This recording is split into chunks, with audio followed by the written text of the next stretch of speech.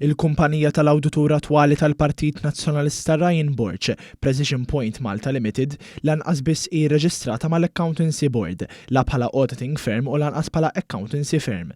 Dan imur kontra dak li tesiġi l-liġi hekk kif kull kumpanija tal-awditjar trid tkun irreġistrata mal-Board li hu regolatur f'din il-professjoni. Dwar dan it-trattat il-Gazzetta it-torċa fl-aħħar ħarġa tagħha meta analizzat id-dubji dejjem jikbru li hemm fuq l-awditjar tal-kontijiet tal-Partit Nazzjonalista ippreżentati fl-aħħar jiem wara 5 snin misturin biksur sfaċċat tal-liġi tal-finanzjament tal-partiti. Aktar kmieni din il-ġimgħa One News irrapporta wkoll kif din il-kumpanija reġistrata fuq indirizz fin-Nadur Għawdex fejn attwalment topera lukanda bed and breakfast. Dan anke jekk il-kontijiet finanzjarji ġew approvati minn Borch fuq l-indirizz 42 Wart Lolliq Triq Bir-Rikka f'Marsa Xlokk. Din l-istess proprjetà kienet irreklamata għal beħ mill-istess Borch fuq il-paġna tiegħu ta' Facebook is-sena li għaddiet.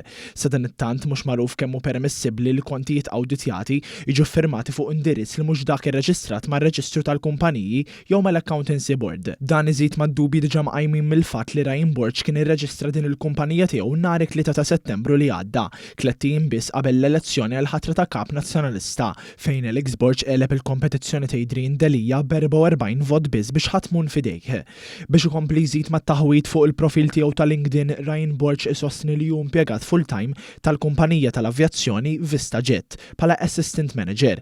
Sa dan it-tant waqt li dan l-awditur iffirma l-kontijiet ta' 4 snin tal-PN f'ġurnata waħda, il-Partit Nazzjonalista mar jissottomettihom lill-Kummissjoni Elettorali fil-15 ta' Deċembru. Dan ukoll biksur tal-liġi tal-finanzjament tal-partiti. La darba din tesiġi li dawn iridu jiġu sottomessi fi żmien 7 ijiem mindu jiġu awditjati u firmati.